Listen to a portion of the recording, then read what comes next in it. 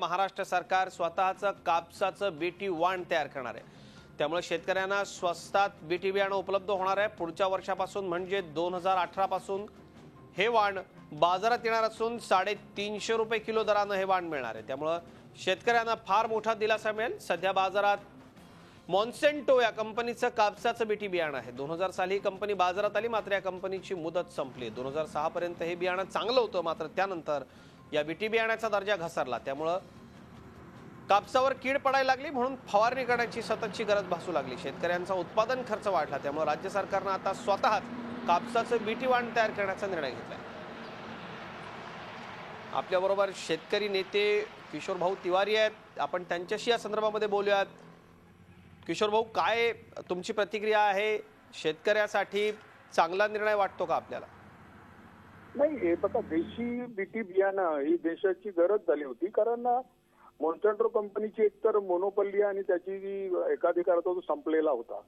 मात्र जसं तुम्ही म्हणाले की आता बीटी बियाणं पहिले कीटकनाशकाचा वापर कमी होता, पण आता वाढलाय।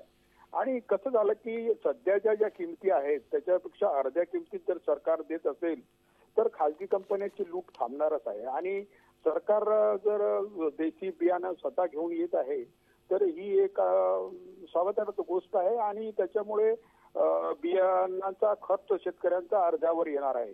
आणि कितीही केलं तरी महाराष्ट्रात कापसाचा पेरा हा 40 लाख हेक्टरच्या वर असल्यामुळे एक नगदी पीक ते महत्वाचं नगदी पीक आहे।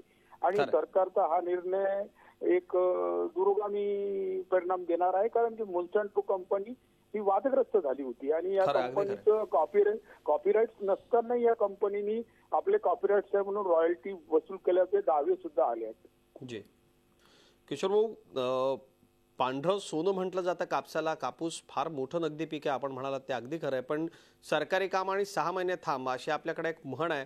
सूचना काय असतील आपल्याला प्रशासनाला आणि सरकारला?